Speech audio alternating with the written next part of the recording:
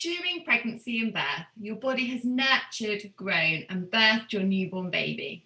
Your body undergoes huge physical and physiological changes during these stages, and often we underestimate the importance of caring for your body after birth. The fourth trimester can encompass so many challenges, from sleep deprivation to hormonal driven changes to our mood and physical symptoms of recovery. And regardless of the mode of your birth, your body needs time and attention to recover properly. Looking after yourself in the postpartum should absolutely be considered a priority and not a self-indulgence. Yet so often, self-care for new mums gets lost along the motherhood journey. One woman who knows these challenges and the importance of support and recovery after birth is Emma Board, who is joining us to chat about how we should be caring for and nurturing our bodies post-birth. Emma shares my ethos that the phrase pre-baby body needs abolishing and switching out for a deeper understanding about the changes our body has undertaken and the ways we can support our recovery. Emma is first and foremost a mother of 3 young children, 4 and under, and her youngest was born during lockdown this summer. Alongside parenting, she is a personal trainer and Pilates instructor, focusing on pre- and postnatal exercise, with the hope of inspiring women to keep fit and well during and after pregnancy in a safe way, to aid mothers both physically and mentally. Emma's currently teaching a variety of classes via Zoom, as well as one-to-one sessions, and has recently set up an on-demand library for the convenience of her clients to be able to train in their own leisure from the comfort of their own home. She is passionate about educating women of the benefits of pre- and postnatal exercise in a safe and effective way, and believes in the hugely positive influence that nutrition and educated recovery in the postpartum can have. So welcome, Emma, and thank you so much for joining me. You're certainly one very busy woman, so I am very grateful that you've taken time to come on the podcast. Thank you. I'm pleased to join you in this. And just to clarify, that's 3 children, but 4, they're all under 4. Yep. Well, no, they're all under 5. So I've got a 4 and a bit year old. Okay, got you. A 2.5-year-old and a 5-month-old currently. Wow. Yeah. So you have got no spare time. It's hectic. It's hectic. You know what? It's been better in the last 3 months since the older 2 have been back in childcare. If you'd spoken to me between March and June, that would have been pretty hectic during pregnancy. Yeah, definitely. Oh my goodness, you are superwoman. So Emma, you've obviously been through this journey a few times, but what drove you to kind of specialising in pre and postpartum exercise? Well, initially I was obviously working as a personal trainer, and I had a lot of clients who were at that stage of having children, pregnancy, postnatal, and it used to constantly get asked, what can I do? Can I work out during pregnancy? And it was at the same time that I decided to do the pre and postnatal exercise course, because there was a massive gap in the market. I'd read a lot about it, and it was a real big interest of mine, because I knew that it was a good thing. Like I knew I'd done enough research. The course kind of emphasized what you can and can't do and taught me the groundwork. And from there, it kind of escalated. So I had a lot of antenatal groups that ended up saying, oh, can you set up a class for us? Can you set up a class for us? So that's how it started. So I started doing courses for groups, the groups that you do when you do prenatal. And then they'd come together and do a weekly session with me after. And you know what? It became like my main focus up until recently, to be honest, as in since I had to stop for the baby. The postnatal classes have kind of grown and grown, and it's not, I've seen that it's not just the focus on the exercise, it's the continuing that relationship with their peers. Amazing. And it's a really great thing, actually, Emma, just to hear that mums are getting involved in kind of postpartum exercise classes as well. Because I think that's probably a relatively new thing that we're starting to explore. Yeah, I mean, when I started personal training, it was this was years ago, there was hardly anything. There wasn't anything about working out during pregnancy. No one had an idea of what they could and couldn't do afterwards. They thought, oh, let's start up straight away after having a baby. I want to, get skinny, and like that is just so not how it should be. And since then, the amount of people that I've seen and how the mindset's changed, it's been absolutely amazing. And the way it's come into my work, it's not just, oh, let's get fit, it's let's have a community of working out and feeling good for our mind and body.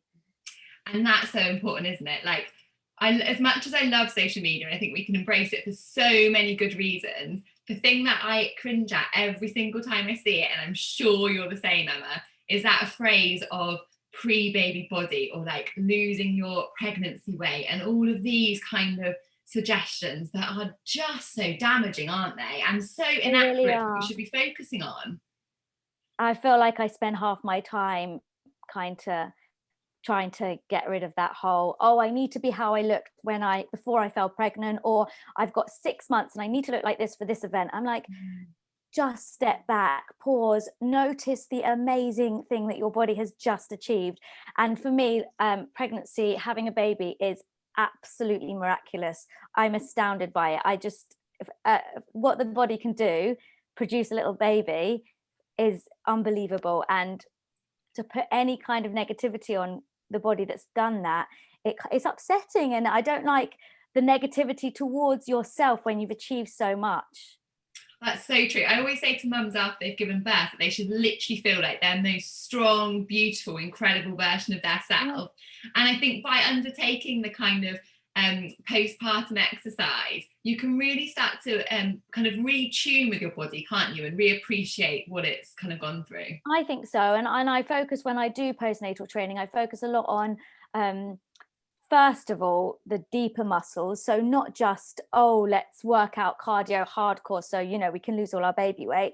You have to work from the inside. Your body has been working from the inside since you created the baby at the very beginning. So you have to work on that before you go anywhere. And I do struggle with that, because some clients are like, oh, I need to start doing my sit-ups. Well, hold up. That's not what we do straight away. So bear with me. And there's a lot of education, and that's I mean, I love educating people because it's kind of taking them back and outside the generic, let's work out and get skinny post baby. It's let's make our bodies feel strong again.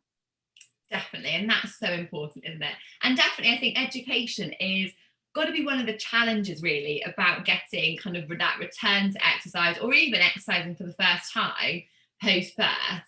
Are there any other kind of challenges, Emma, that you've kind of come across in your experience that mums face when they start thinking about kind of moving their bodies again and returning to exercise post birth?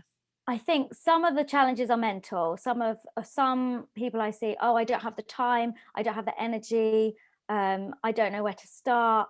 A lot of it is lack of confidence, which is why I like the group sessions a lot, because everyone's kind of in the same boat where they've just been through this life-changing experience, and you are at a loss of where you're like, you're in different, your whole life has changed.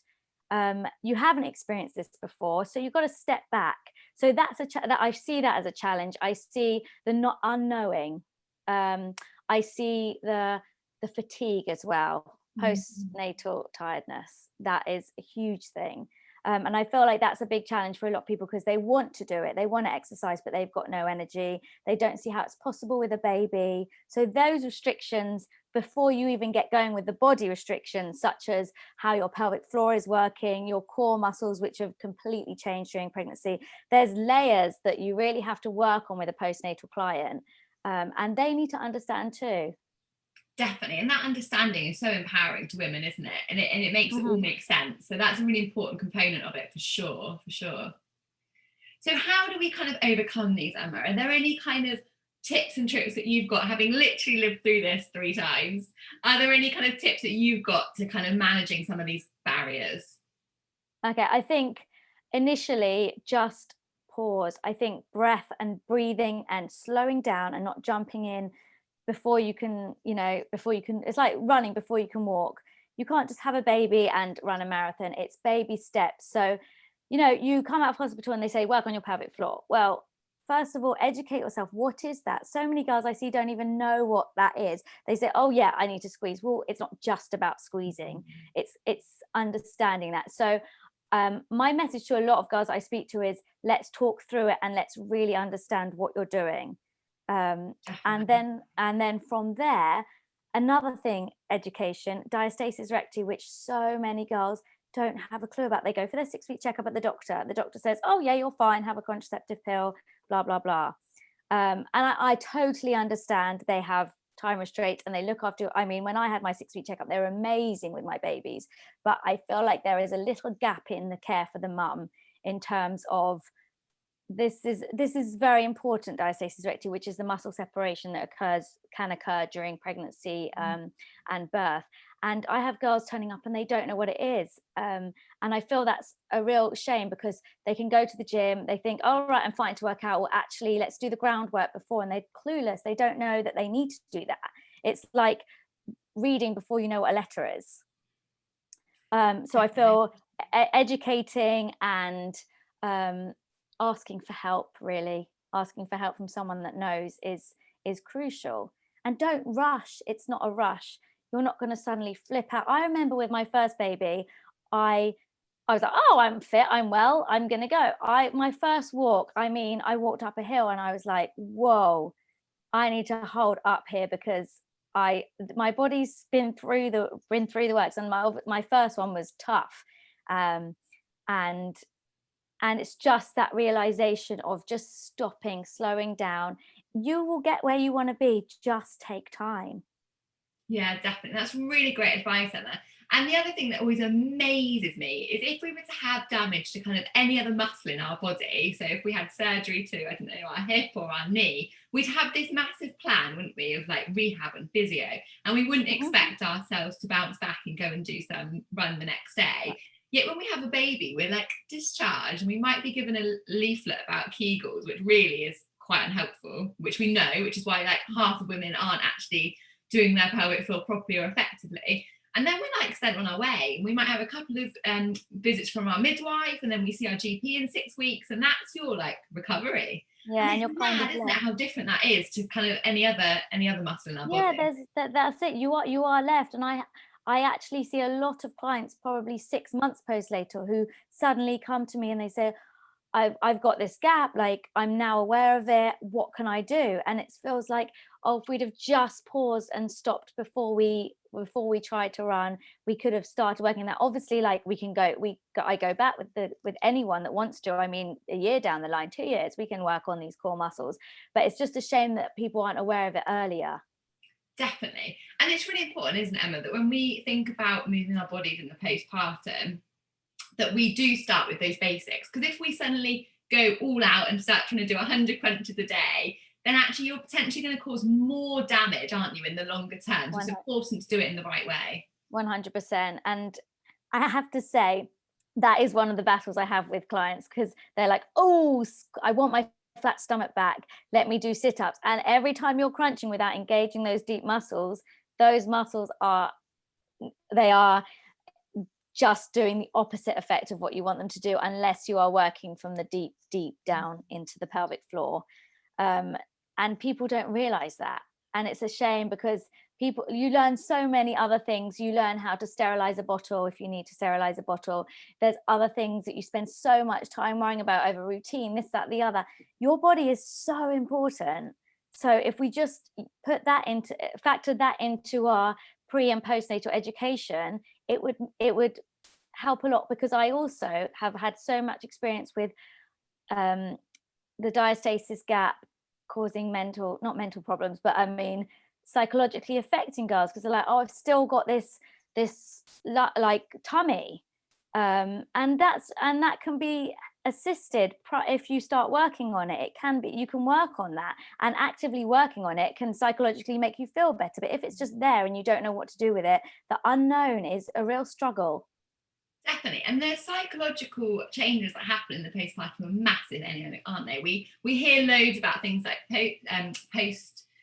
postnatal depression and birth trauma and these kind of subjects. But even those kind of more kind of clinical diagnoses aside, I suppose, there is still massive psychological changes that happen, isn't there? And actually moving our body, so whether that is a traditional form of exercise or it is, like you say, those breathing techniques that engage your core muscles, or just going for a walk and getting some daily fresh air, can have a massive impact on your mental wellness as well as physical, can't it?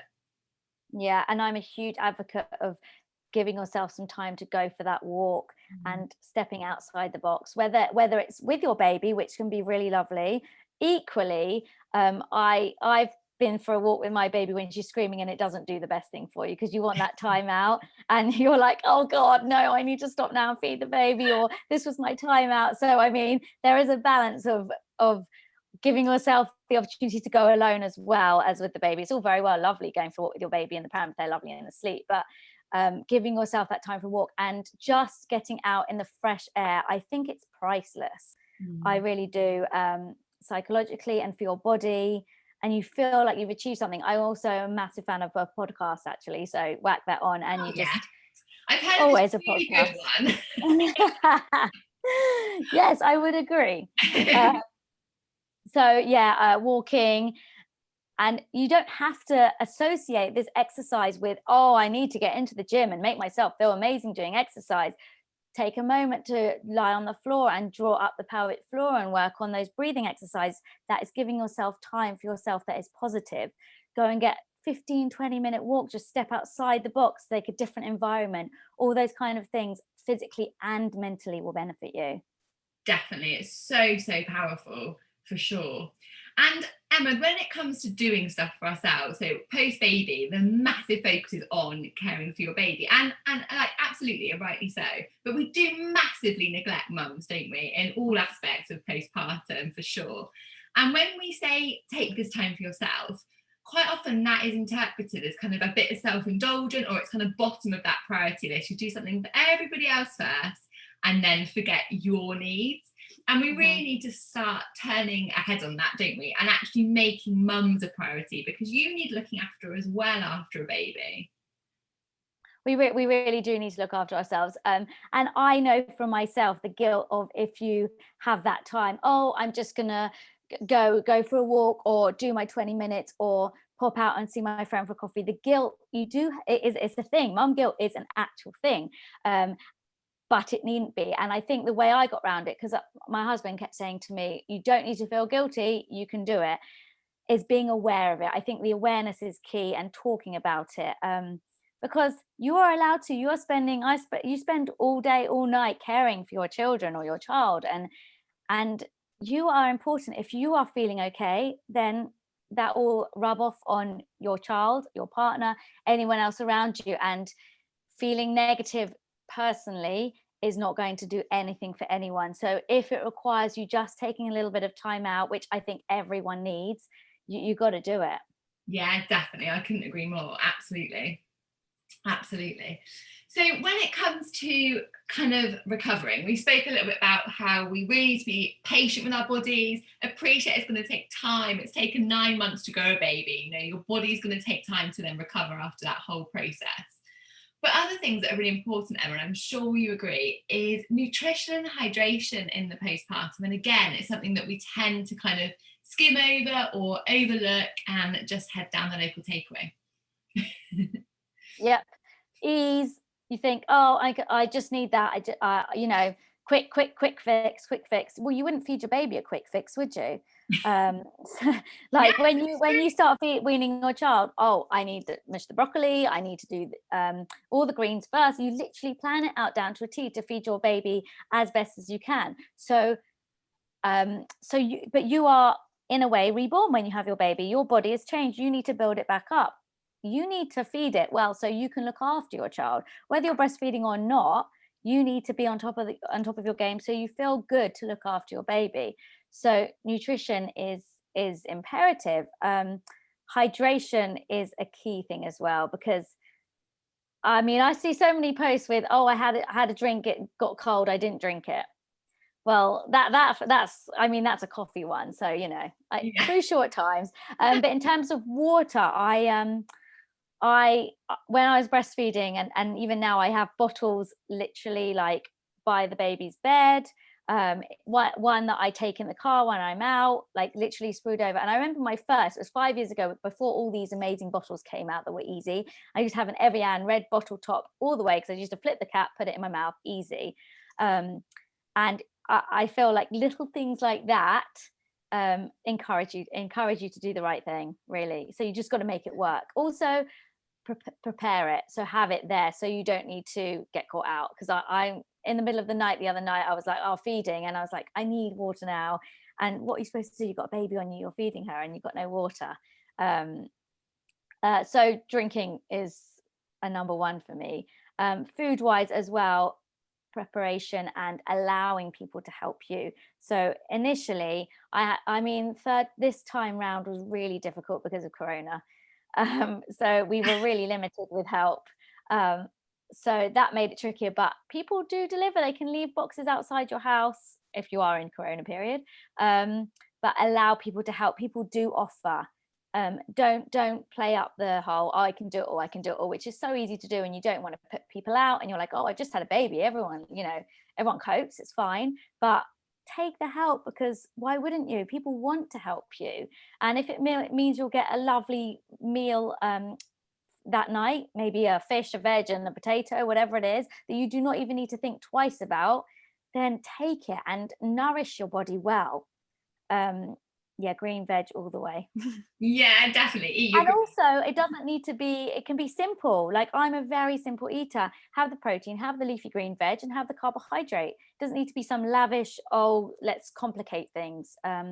Just put in your body the right stuff. Definitely, because you've got all these muscles that are repairing, and they can't repair without the nutrients they need. No, they really can't. And the other thing I'd add is that if people aren't offering help, ask for it.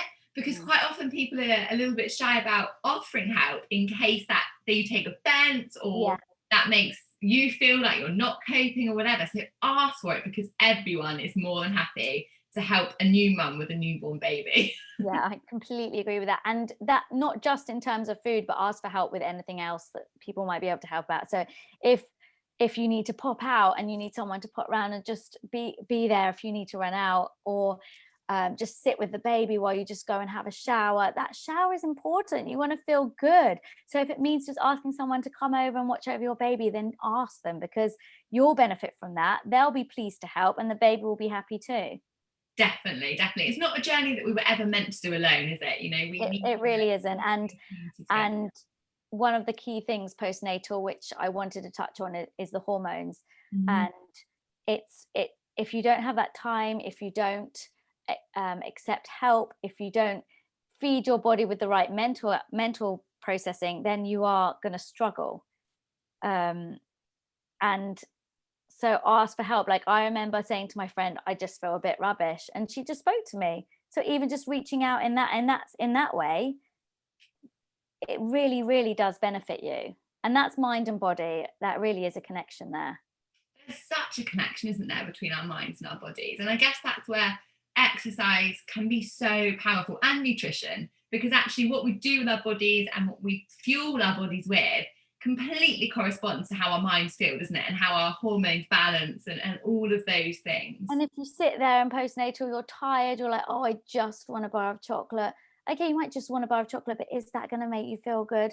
No, it's going to make you instantly be, and yummy a bar of chocolate if you're a chocolate fiend, but you're not going to be feeding your body with anything decent. You're not going to energize yourself. You'll probably give yourself a sugar high. It's probably not the right way. So just be aware of that and make the right choices. And if you've got someone helping you out with food, then just say to them, please, can you help me out with a nutritious meal? I'm sure they'd be more than happy to. No one wants to feed anyone like a load of junk. And in terms of body positive feeling, that's going to help you, because you're going to feel like you put the right stuff in. It's like fueling your car with the right kind of petrol, as opposed to the one that's going to completely mess you up.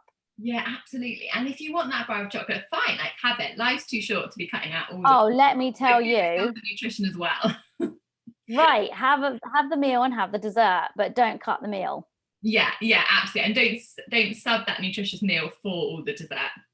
And also the guilt, don't have a guilt for having a chocolate bar either. Sometimes you just need the chocolate bar. Oh, for sure. For sure. Yeah, definitely. Definitely. Amazing.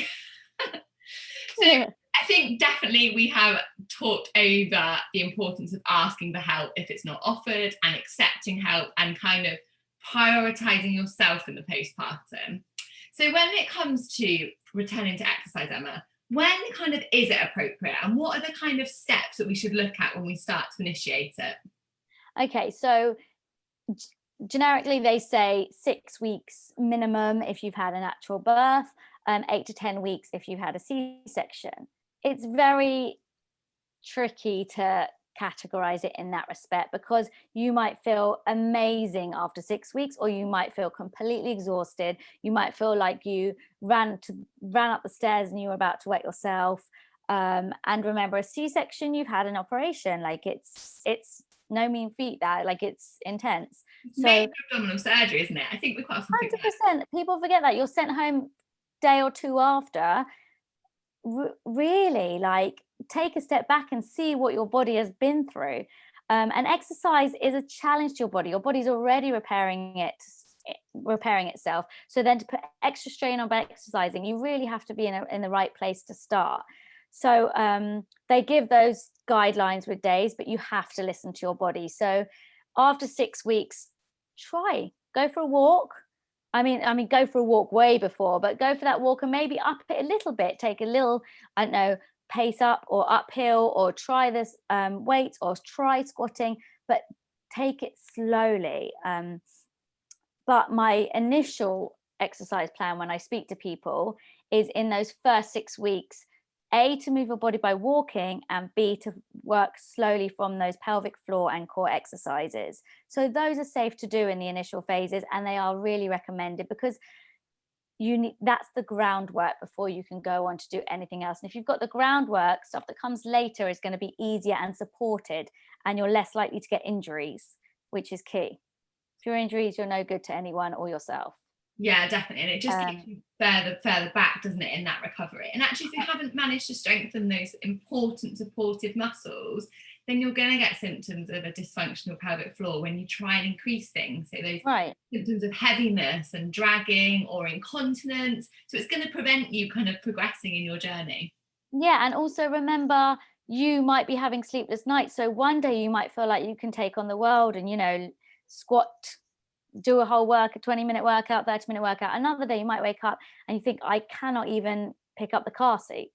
Let's be honest, that's really heavy anyway, but still. But so you really have to listen. A lot of the time I tell clients just to listen to their body. They come to these weekly classes. One week they can be doing feel on top of the world and feel like they've really had a great session. The other week they go home and they're not so happy because they feel like it was a real struggle, and that is all okay. Like, that's normal. Don't put yourself in this box where you need to be an overachiever. You're going to be right back to where you were postnatal, because you are not. Your body spent 9 months changing. Give it the time. Definitely. And again, it takes us back to that, just stepping back and thinking, wow, look what my body's done. I need to now just nurture it and appreciate that and do things in the right way. And be kind to yourself. I feel like that's one of the catchphrases that people associate with me when I teach. I'm always telling them to be kind to themselves, in terms of just understand, especially postnatals, understanding what your body's done. Work with your body, not against it. You don't need to lift. Why are you forcing yourself to do something it doesn't want to do? You're not going to achieve anything by doing that. Yeah, definitely. That's really great advice, definitely. And so when we talk about our kind of core engagement and pelvic floor muscles, I think especially when we look at core engagement, I think the first thing that comes to lots of women's minds is having a six-pack abs and those really superficial, aesthetically pleasing abdominal muscles. But that's not what we're talking about when it comes to postpartum core engagement, is it? We are so not talking about that. We are talking about getting the deep core muscles functioning. So the ones underneath all of the things that might look aesthetically pleasing, the ones that have been worked so hard to look after your baby. So the pelvic floor deep down there, that is the one that has really been put under a lot of pressure. So, and a lot of people think, oh, pelvic floor, squeeze it, hold it, squeeze it. well, we don't just want to squeeze it. We want to understand what it's doing. We want to engage the glutes because that's going to help support it. That's going to help support a lot of the back pain that one gets because their core is not as strong as it used to be. It's a whole circle of muscles around the core, not just, oh, abdominals, let's crunch, crunch, crunch. And I see so many people going straight into things like planks and full sit-ups because they think that's going to heal it when they don't even know that they're engaging those inner muscles. And I actually messaged someone the other day, I probably shouldn't have done because it was out of turn, but I said, please just hold back and just be aware, because she'd written something on social media about how she had diastasis recti. And I didn't feel like it was my position to say anything, but equally, I just didn't want her to hurt herself or make it worse. So I just said, please just be aware to make sure you're working on your pelvic floor at the same time. I mean, I would never normally be so outspoken, but I just felt like I had to. And that's how sometimes social media can be really difficult, isn't it? Because there's loads of great free information, which is incredible, but you have got to be careful about where you're getting it from. Right. And I did, and she was so grateful. So I was pleased I said it. But, you know, in retrospect, you're like, oh, God, I probably shouldn't have stuck my nose in. But really, I was trying to help. Yeah, this could go one way or the other, but it's luckily went the right way. I love it. So when we talk about women that will suddenly start doing all these crunches and planks, perhaps too soon for their body, what are the kind of telltale signs, Emma, that actually their body's just not quite ready for exercise at that point? Okay, well, when you're doing crunches and you're not ready, you can see this bulging appear in your core. Like, you are not drawing down the stomach muscles, you're not drawing up the pelvic floor. So when you crunch up, you can actively see that the belly is popping up, also known as doming. And you don't want that, because really you don't want the belly to go up. You want it to be that visibly you can see that that's not how it should be. So that can be pushing it the wrong way. So the gap that I spoke about earlier, it can be increasing that, and that's something you really don't want to do. You're working against that. Equally, if you decide to go for a run postnatal, if you find yourself thinking you're going to wet yourself, well, clearly you're not ready for that run. So step back, maybe go for a walk uphill, take it in stages, or I'm a big advocate of couch to 5K. So do a minute on, a minute off, just to see where you're at and gently increase it. But respect your body, like know that you need to take time if you need to take time, and just hold back. There's no hurry here. What are you rushing for? Would you rather be able to do something in 6 months perfectly, or in 6 months have to stop everything because you've injured yourself? And I do have to constantly remind people of that, because I've seen people who have immediately gone for the crunches and they've ended up with the doming, and they're mortified by it because they thought they had no gap at the beginning, which is true. They didn't have a gap, but they went straight into doing these crunches without engaging the deeper muscles and ended up creating damage. Definitely. So it's important we do it in the right way, isn't it? And without rushing. And in such a fast-paced kind of treadmill-driven world, it's really hard, isn't it, just to kind of take that step back. It's totally, I guess, in a way normal that we suddenly have these goals and these ambitions, but it is really important that we approach it in a sensible way. And everyone's always in a hurry. We're all in a hurry to be where we want to be next year or do what we want to do next month. But realistically, and I'm like that too, I want to be achieving this by then or doing that by then. But what's the difference in a few months? What's the difference in a year? And are we going to feel better for taking our time and doing it well, or getting somewhere and then having to step back because we didn't do it correctly? Definitely, for sure. And our pelvic floor as well is so important in this stage, isn't it? So we talk about the deep breathing. Can you just talk us through that, Emma, kind of what that is? Connecting your pelvic floor with your breath. So you're not just drawing in your belly. It's a complete body experience where you breathe in and you are drawing in the pelvic floor as sorry, I'm not explaining this right. I'm trying to do it as I do it. I'm also trying to do it as you say. If only people could see us, we're demonstrating it for you. I'd like to lie on the floor right now and everyone to see me do it. It's an inner connection. So you breathe in the muscles and you allow the pelvic floor to draw up and draw the belly button in towards your spine. Now, the important thing is that people get confused very much in the respect that they think they have to hold in, suck in, draw the belly button as if it's sticking to their spine, drawing the pelvic floor up and holding, when the body also needs to do the reverse and relax. Right. So you have to do a bit of both. In the same way that you wouldn't just hold a squat all day long, you need to come out of the squat in order to make the squat effective. So it's about breathing in, drawing the pelvic floor up and connecting with those muscles, and then allowing them to relax in order that they can then do the same activity again, and gradually increase the strength in those areas.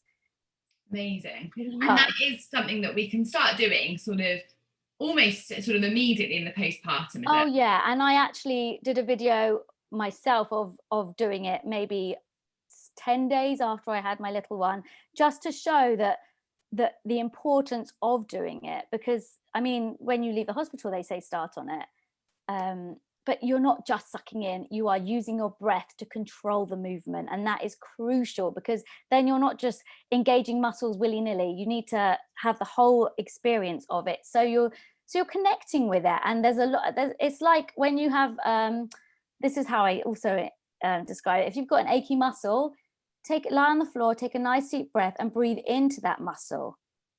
And there's something about that really connects your mind and body to that place, and kind of brings it an all body experience, which is what it's all about. Definitely. Yeah, definitely. That's really great advice as well. So for anyone listening, your pelvic floor and those deep core muscles are a million times more important than any of the very kind of materialistic or aesthetic goals that we see plastered all over glossy magazines and Instagram, aren't they? And I would say, if you are unsure about it, because I meet a lot of people that are unsure, they're unsure about how the breath works with it, how to draw up the pelvic floor, what the right thing to do with sucking in, this stupid term that says sucking in, then speak to someone, ask a professional, and take it slowly, so you are really aware of what you're doing, because you don't want to cause damage, and if you're investing time in doing it, do it the right way. Yeah, and that's a really good point, actually, isn't it? Because time is so scarce when you've got a newborn baby, so you definitely don't be wasting it doing something that actually isn't working or helping Right. function. Right. Definitely. So, Emma, I think from people just listening to your advice and you talking, it's probably quite clear. But what are the kind of main benefits that women can reap from working with someone who's a specialist postpartum trainer? Because there's loads and loads of personal trainers with varying degrees of qualification that we see everywhere. But the postpartum's a really specialist period, isn't it? Mm-hmm. It really is. And if you go down the wrong route, you can cause injury. And I think the main thing is to feel confident with who you're working with.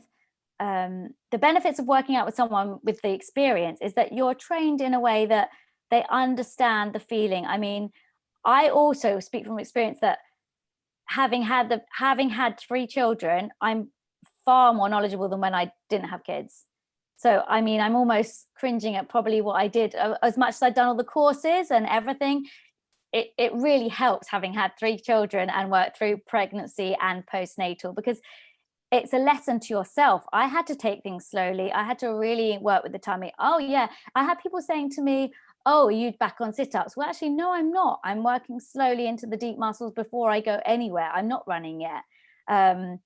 So I think the understanding is crucial. You could go to the gym and find any trainer that can get you through a HIIT class in your postnatal stage, but they won't tackle the building up the muscles that are weakened having had a child, and having been through a labor, whether it's whichever kind of labor, a C-section or a natural birth. Yeah, and that's a really good point, actually, Emma. So I think quite often women think that if they've had a cesarean birth or an abdominal birth, that their pelvic floor muscles aren't as damaged and they perhaps don't need to focus so much on them. And I kind of get that point of view, because when you've pushed your baby out vaginally, you understand that your pelvic floor has been impacted. But I think what we quite often forget is that during pregnancy, you've got all these hormones that have relaxed your pelvic floor and made it weaker anyway. And then we've 100%. Added on to this hammock the weight of like your baby and your womb and all of this stuff that's just put pressure on it for 9 months and potentially a bit longer. So even without birth, just pregnancy can damage it, can't it? And it does next week. spot on. I have clients that come to me and say, I have a C-section, so I don't need to do my pelvic floor. I'm like, yes, you absolutely do. You really do. I mean, people need to work on their pelvic floor regardless of children or not. It's a deep core muscle that you need to work. Yeah, it's life, isn't it? Even more That is so true. And again, it's the non-education. People don't know that. So it's about educating people with C-section and vaginal birth. It's all a learning curve. You've hit the nail on the head there. One of my pet hates as a midwife, that rumour, and also the one that we just don't get the amount of physio that we should have for pelvic floor and perineal trauma, and even cesarean scar massage and stuff like that. I dream of a world, Emma, where this is like a package of postnatal care. Yeah, if there's anything that comes out of this podcast today, it is pelvic floor. Yeah. As tedious as they are, because let's face it, they are boring. And literally I was speaking to someone the other day who I'm trying to help her with postnatal, and it's so sad because she said to me, I checked in with her, I said, how is it all going with your pelvic floor and your core engagement? And she said, I just can't see myself getting where I want to be, so I've just lost all motivation. And I said to her, why do you think that? She goes, oh, because I think she found it boring. It is boring. It is boring, but at the end of the day, not everything's as exciting as doing 10 burpees or 100 burpees or running a marathon. Like, it's not all that exciting, but it serves a purpose, a really important purpose. The injury rehab is so tedious, isn't it? Right. If you've got a shoulder injury, doing shoulder injury rehab, it's so dull. Yeah. But you want to make it better, so do the work. Definitely. And actually, what's more tedious and frustrating than doing your pelvic floor and deep core engagement is living with the symptoms that you'll have if they aren't functional. Living with the fact that every time you cough or sneeze or increase any kind of abdominal pressure, you leak urine, or you've got a constant dragging sensation or pain with sexual intercourse. That is so much more tedious than investing these first few weeks really concentrating on your pelvic floor. And you can do it while you're watching telly or while you're listening to... I literally say that to people. I say, associate it with something you're doing. So if you're feeding, do it while you're feeding. Or I often say to clients when they're brushing their teeth to try standing on one leg, because they have to focus on balance, and that's a real key thing. So I kind of associate it with things. The other issue people have is that they can't see it. They can't see it working. So that's really challenging for people, visualizing it. So visual cues are also really handy for clients. So, the one where you're considering drawing up a tampon, making sure it doesn't come out. Those kind of examples, just having a visual cue of it helps. But yeah, it's not like, at the end of your pelvic floor, you will get a medal for running a 10K. Well, no, you're not.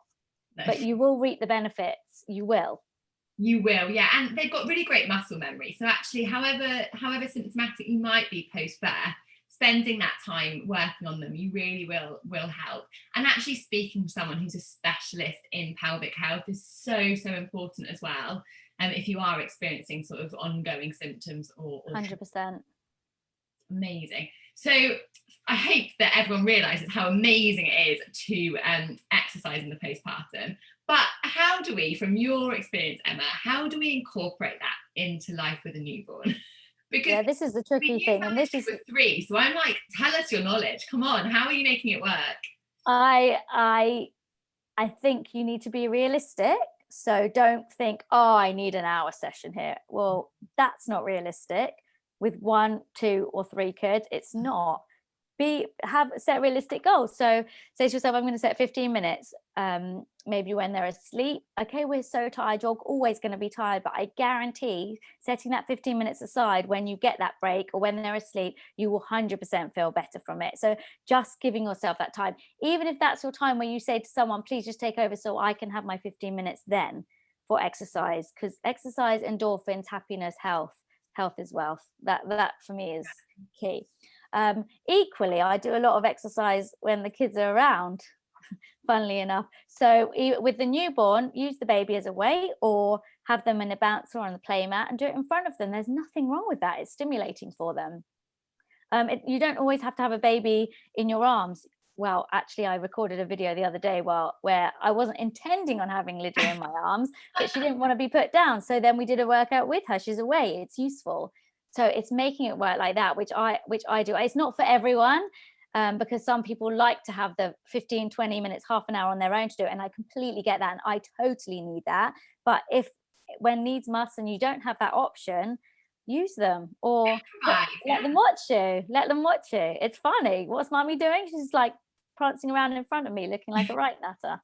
I love that. So it's fitting it in and making it realistic. And I guess pre-planning, so trying to plan when it might happen, or just being in your workout gear all the time. So you have, I mean, I don't remember a time, particularly over the last year, that I haven't been in my gear at all. So it means, they've fallen asleep, or we might have a window of 15 minutes there. Let something else go. You don't need to be cooking. You don't need to do the washing. The washing can be done in a minute. Focus on yourself. If you know that exercise is waiting for you, if you know it's going to make you feel good, and if you know you want to do it, then just go for it. It's a lot of procrastination. I have a lot of clients say, oh, I should do it, but I'm not going to because I need to do this. Well, what's more important? You have to think about what is more important. And I know personally, for me, getting in that 15, 20 minutes, even if that's it, that's great. It will make you feel good. So yeah, preparing, i.e. in gym kit all day long, and knowing what, like, having an option. So knowing what you can potentially do in that time. So whether you have a video that you might do, or a pre-planned workout, because then you don't have to think. And I think the thought space is what challenges people. They're like, oh, I want to work out, but I don't know what to do. So yeah, preparation. And that's what's been amazing with lockdown, is that now there is so many free resources that you can look at as well. There are so many options. Like the world has opened up totally for the option of working out. And I think what people realize is they don't need to go to the gym. They don't need an hour out. They don't need to be anywhere doing anything. They don't even need any equipment. They can move. Yeah. In whatever way feels good on that day. Right. Exactly that. Amazing. And when it comes to, I guess, those priorities, so we said prioritizing ourselves and exercise, and actually looking at what is important. So like the housework totally isn't important. That's not going to make you feel good. That can totally wait. That's a task that someone else can absolutely do for you. Use that time to do something for you. So whether that is that you do a little workout, that you make yourself some nutritious food, that you have a bath, that you read a book, that you just do something that makes you feel good, getting your nails done, whatever that thing is for you, that you do that. And that's just so important in the postpartum and caring for yourself. I think it's useful to have a list of the things that make you happy, so that you can, when you've got that option of that time, you do something that's for yourself, and it's not sterilizing a bottle, because that's not going to make you feel good. And if you've got that little window of opportunity for yourself, then look at your list, think, oh, I'm going to do that, and then it will change you. It will change your mindset, it will change your day, and it will make you happy. Definitely. And it's such precious memories, isn't it? Those first few kind of days and weeks with your newborn. It's important that we try and encompass as many happy, positive memories as possible. Yeah, I really think so. It really is, because you can get caught up in the I need to do this, I need to do that. Well, hold up, just sit there and cuddle your baby. Just sit there and relax for a minute. It's such a funny time, because there's such a mixture of emotions, and what you should do and what you shouldn't do, and you see this one doing that and this one doing that, and you kind of question a lot. It's a lot of questioning. Oh, I need to go for a walk because it will make me feel good, but is it going to stress you out trying to get out the house and go for a walk? And if it is, just pause, sit down and relax for a minute, and then maybe go for a walk tomorrow if that's a better opportunity to do it. It's definitely just taking time. Yeah, and that's a really important message. And I think when it comes to that kind of preparing, so one of the tips I've been speaking to lots of women about recently is when people find out you're having a baby or your baby arrives, they want to just shower you in gifts. And as wonderful and lovely as that is, my top gift recommendation at the moment is to give one of those vouchers for home cooked healthy meal services. So there's loads now, isn't there, that either deliver healthy ready meals that are nutritious, home cooked, proper ingredients, not kind of rubbish artificial hot noodle style, but like actual healthy meals, Mm-hmm. or one of those services that come with like a recipe card and loads of whole ingredients, because that's just a great way of saving yourself loads of time and nourishing your body. Definitely. And actually we did that at the beginning of this period. We did I can't remember which one, HelloFresh or Booster, no, HelloFresh it was. Yeah. And it makes your life easier, and you know you're putting in the good stuff. You don't need to think about buying the veg or this, that, the other. You don't need to spend time looking up a recipe. It's all there for you, and you're putting in your body what your body needs. And if it's there, what are you going to do? Chuck it in the bin? No, you're going to make it, and you're going to eat it, and you're going to enjoy it, and you're going to feel the benefits from it. Yeah, definitely. And you're right, it is a gift for mum. The baby's going to have 1,000,001 baby grows or toys. I have to actually say, one of the best gifts I ever had on my first was a pair of Lululemon pants. Yeah. I was like, that is so thoughtful. Yeah, that is actually, yeah, gifts for mums are so important. Honestly, it was so different. I mean, yes, please shower my baby with lots of gifts, and that's gorgeous. I don't need to buy clothes for the next 2 years, but mum's done the hard work. That was I was taken aback by that, I have to say. Oh, that someone actually thought about you Yeah, as a person, and not just as new mum, but actually as your person as well. Right. Oh, that's lovely. So yeah, definitely top tip to anyone who's listening who knows somebody who's having a baby is get mum a gift. I agree, definitely. It's all about loving the mums. It's all about Now, Emma, I'm really sorry to throw you on the spot slightly here, but everyone that comes on the podcast, I always ask for 3 top tips. And I wonder whether you could share your kind of 3 top tips on caring for your body after birth, either from your experience working with the women or from having your own babies. Okay, so I would say the first one, and it's probably pretty obvious, but rest. Because too often, and I know this from myself, we want to jump back, we want to go for that walk, we want to get out, we want to do the washing, we want to make ourselves look like the perfect mum, that we can do everything, that we can achieve everything. But hold up, because if you are so overwhelmed, so tired, and you haven't given yourself a break, then nothing is going to be achieved, and you're not going to be happy. So taking that break, rest. Also, it depends on your labor, but I remember with my first, I was in hospital for a week after. I was absolutely exhausted. I had 0 sleep. You need to recover. Your body doesn't function on nothing. It just doesn't. And whichever way you're functioning on no sleep, you don't feel good. So allowing yourself that time to rest is crucial, and it's the best gift you can give to your body after having a baby. It's hard to do. I'm a doer. I'm a like, let's go, let's be busy, let's get on with things. I mean, you know from what you said at the beginning, I like to get stuff done. Yeah. But in that first period, cut yourself some slack, because nobody is going to work with feeling rubbish and not having any rest. Definitely. So that's my and be kind in that respect. Be kind. You know you've got time ahead that you can get moving and get doing and get seeing people. And in relation to that rest period, don't rush to see people or cater to other people's needs. Be there for yourself. Definitely. That's my number one. That's come out of COVID, hasn't it, actually, is that lots of parents that I met were like, actually, it's quite nice that we can go home and we've just got this little bubble and we haven't got to worry about 100 visitors. I have to say, if I compare the 3 babies, this time around, it's been so lovely and chilled. Like, obviously there's the negatives. I haven't been able to have my mum around all the time to take the baby. Like, that's been really, really hard. Or just have a break. Like with the others, I could have a break and go out. There's been a bit restricted now, and that's also because there's 2 other kids in the house.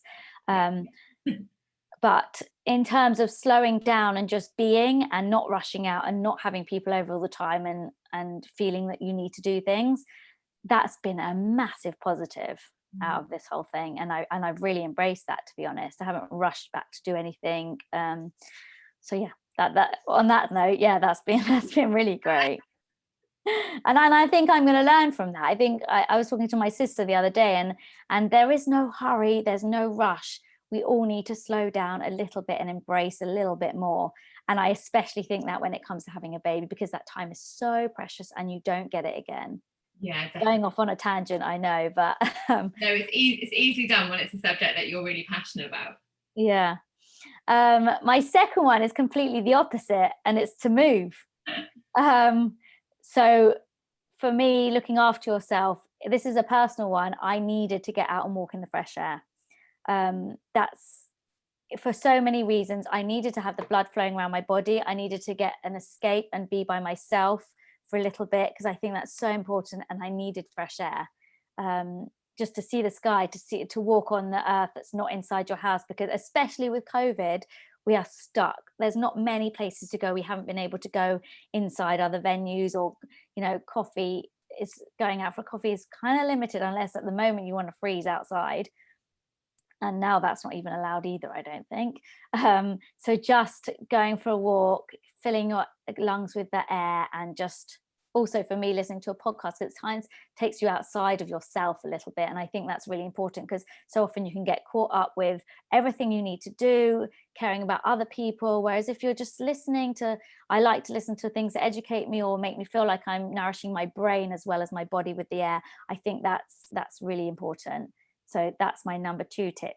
Even if it's just for a short walk, even if it's 8 o'clock at night and you're like, oh, I could be in bed, but what's going to be better? A quick 20-minute walk out in the air. Yes, that probably will be better for you. Or me personally, it might not be better for everyone. And then make you sleep better as well, doesn't it? For sure. Yeah, it does. And my last one is to fill your body with the good stuff. And this is interesting, because I was thinking about this, and not just in terms of food, but food primarily nutritious food, like we've discussed. Fill your body with that good stuff, but also fill your mind with the good stuff. So whichever way it is, reading or listening to something, or cutting off negativity in social media that we are completely overconsumed, like it's everywhere. And you can see something on social media and it will make you feel awful. So cut it out, because that's not going to help you, mind or body, because you could, like, the way you respond to it is going to make you feel in a certain way. And so fuel your body in the right way, in all senses: food, exercise, and psychologically. I'm a big believer in what you put in, you'll get out. And there's an unfollow button on like Instagram and Facebook for a reason, isn't there? Sometimes it's good to 100%. And you know what? There's so many good things on social media. I mean, that's how I came across you, from social media. Yes, connected so many different worlds, which is amazing. 100%. And particularly, I've noticed since I've had my third, I've used it way more in terms of babiness than I did with my other 2. And I found it amazing. Like, I'm up in the night feeding, and okay, maybe I shouldn't be on my phone, but it's so reassuring to see other mums in the same boat feeding with you. And it's kind of that connection and feeling that you're not alone, which is so reassuring. And for that, I mean, there's a lot to say for social media. There's a lot to say against it, and there's a lot to say for it. And for me, it's been hugely beneficial. Definitely. I mean, I went on the other day, how long can you store breast milk for? Well, thank you, because I forgot. That's really handy. So the information is great. Some of it is not great. Like, we don't need to see how well you're doing or how beautiful you look at 6 a.m. when you're up with your kids, because that's not going to work for me, because that's not my life. So goodbye, do follow, don't need to see you. But appreciate if that's how you feel good about yourself, and I have no issue with that. But you choose, you're the boss. Definitely. So fill yourself with the good stuff. I love that. So I will absolutely make sure that in the episode description, Emma's Instagram handle is linked, so you can go and check out her real journey with slightly chaotic life with her 3 little ones, and also all of your amazing tips and tricks about kind of exercising both prenatally and postnatally, and kind of all of that mind-body connection and looking after your body, because that really needs to be a focus as we plan for birth and the postpartum. Absolutely. Oh, Emma, thank you so much for taking the time to come and chat. I know that you are exceptionally busy, especially as we're recording pre-Christmas. I imagine your house is very, very busy. So thank you so much for taking the time out to share all your knowledge and tips. Oh, and thank you for having me. It's been great to talk to you. Oh, thanks, Emma. Take care. And you. Bye-bye.